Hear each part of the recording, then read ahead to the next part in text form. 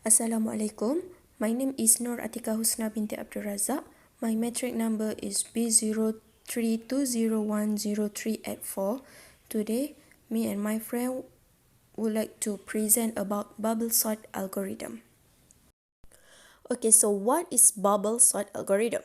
Bubble sort is a basic algorithm for arranging a string of numbers or other elements in the correct order.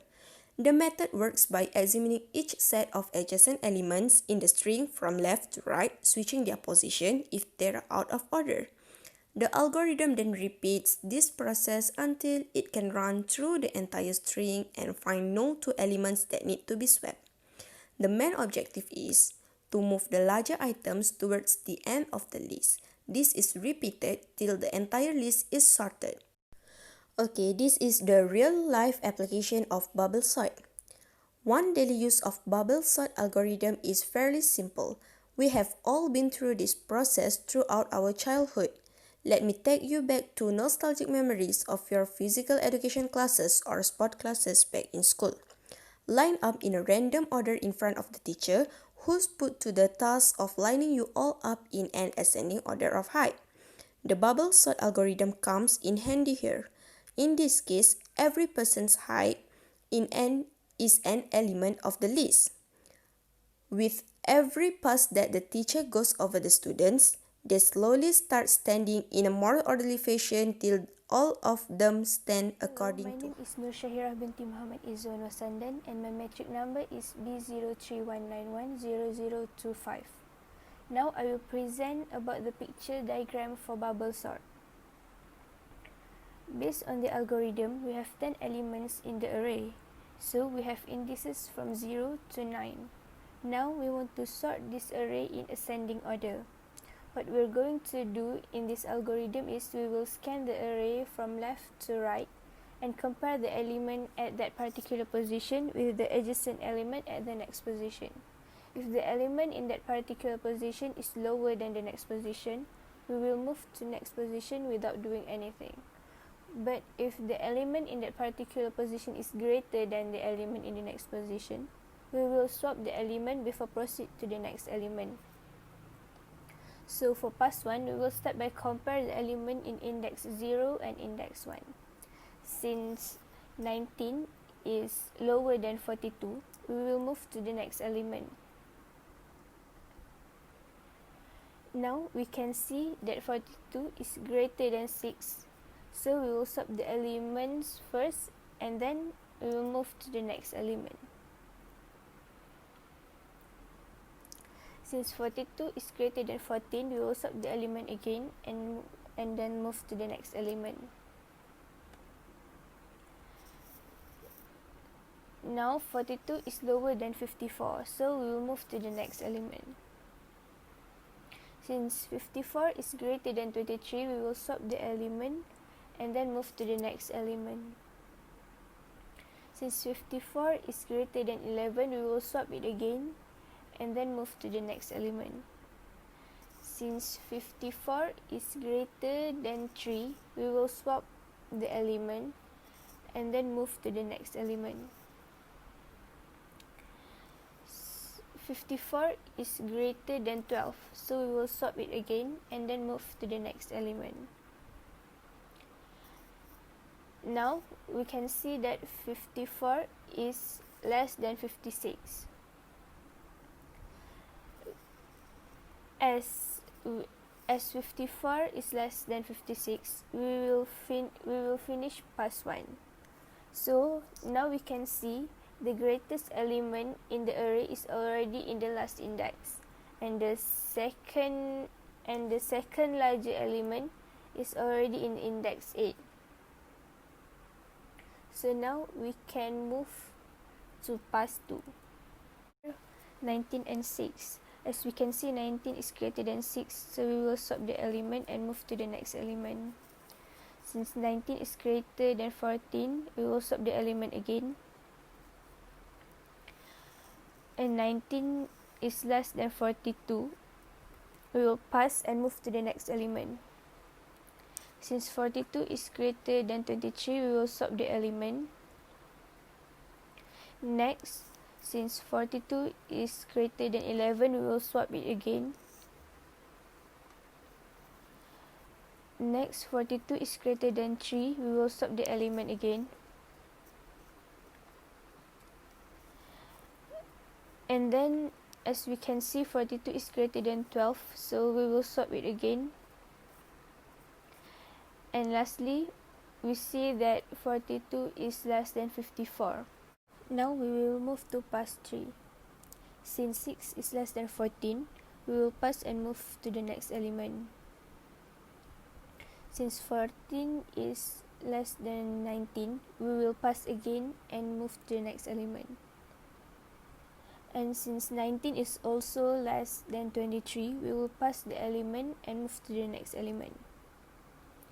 Now 23 is greater than 11, so we will swap the element and proceed to the next element. 23 is greater than 3, we will swap the element again and move to the next element. Since 23 is also greater than 12, we will swap the element and move to the next element. Now 23 is less than 42. For pass 4, since 6 is less than 14, we will pass and move to the next element. Since 14 is also less than 19, we will pass at the element again. Since 19 is greater than 11, we will swap the element and move to the next element.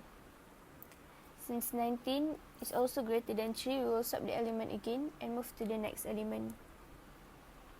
Since 19 is also greater than 12, we will swap the element before proceed to the next element. So now we can see that 19 is less than 23. For pass 5, as 6 is less than 14, we will pass the element. And since 14 is greater than 11, we will swap the element and proceed to the next element. Since 14 is also greater than 3, we will swap the element and move to the next element. As 14 is greater than 12, we will swap the element again and proceed to the next element.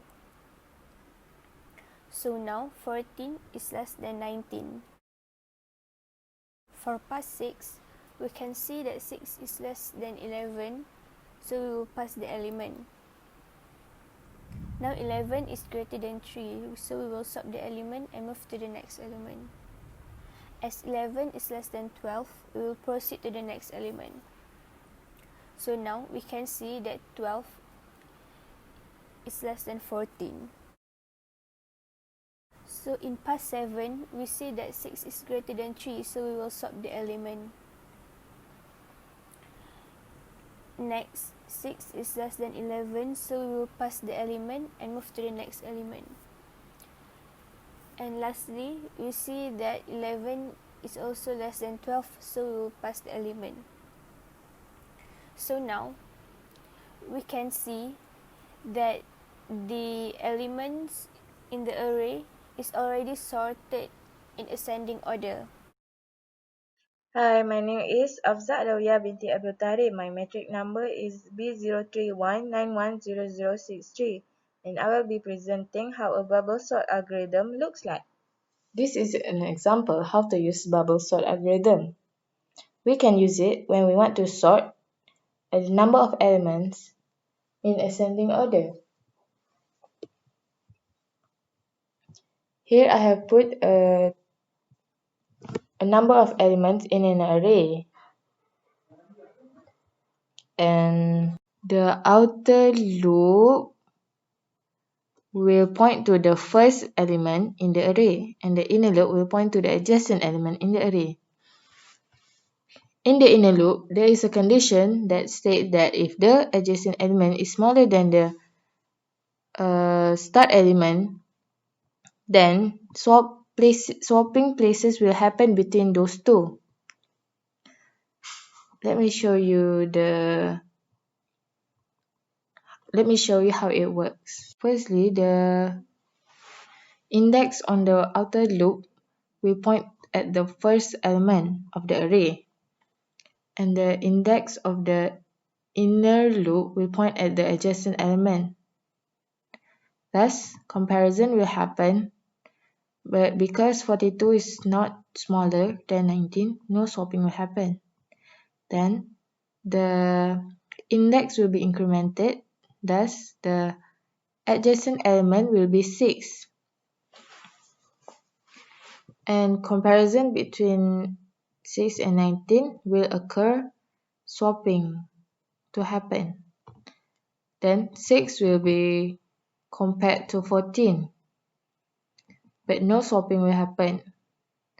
Then adjacent element will move to be 54, but no swapping also happen. And same as the others, until there is a comparison, until that the condition is met, and 3 will be swapped with 6. But the inner loop will continue until it have arrived at the last element of the array. Then the outer loop index will be incremented, and we will start the inner loop index with 42. And 42 will be compared to 19, because in the array that we have swapped places, adjacent of 42 is 19.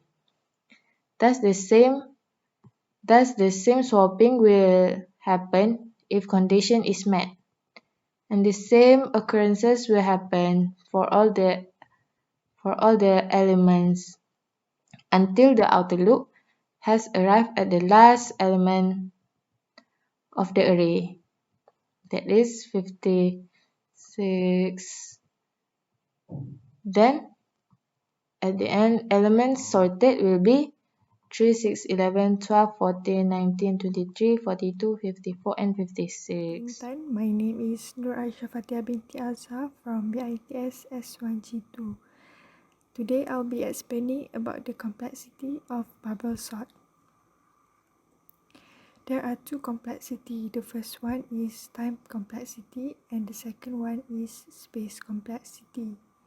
For the time complexity, it is divided into three, which is best case time complexity, average case time complexity, and worst case time complexity. Best case time complexity for bubble sort is big O n.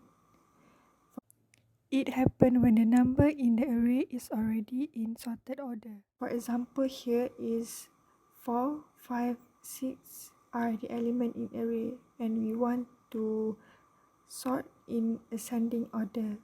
So the bubble sort will compare between 4 and 5, but no swap will be made as 5 is greater than 4 and it's already at the right side. Same goes to the next comparison. No swap will be made as 6 is greater than 5 and already at the right side. The algorithm terminates after one pass and finish in big O n time. Average time complexity for bubble sort is big O n square. In first iteration, the bubble sort does n-1 comparison. For the second iteration, bubble sort does n-2 comparison and so on. So it will become n-1 plus n-2 plus n-3 depending on the array size. And this will make average case as big O n square. Lastly, the worst case time complexity for bubble sort is big O n square. It happens when the number in array is in reverse order. For example, 6, 5, 4 in array, but we want to sort it into ascending order. So during the first iteration, 6 will be compared and swapped since 5 is less than 6. Same goes to the next comparison between 6 and 4. Those two numbers will swap since 4 is less than 6. We will for the first iteration that consists of 2 swaps. For the second iteration, 5 will be compared with 4 and swapped since 4 is less than 5. It is already sorted to 4, 5, 6 as you can see here. The second iteration is done with 1 swap. The number of swap shows every iteration is like the formula where n-1 plus n-2 plus n-3 and so on, depending on the array size. And making the worst case complexity of the algorithm is big O n square. For the space complexity, it is big O1 since only one additional memory space is required. As you can see in the block of code provided, temp is declared.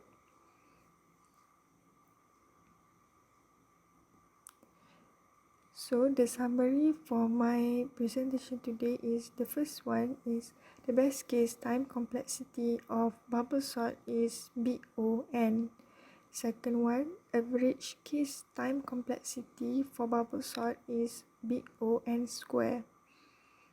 The third one, worst case time complexity for bubble sort is big O(n) square.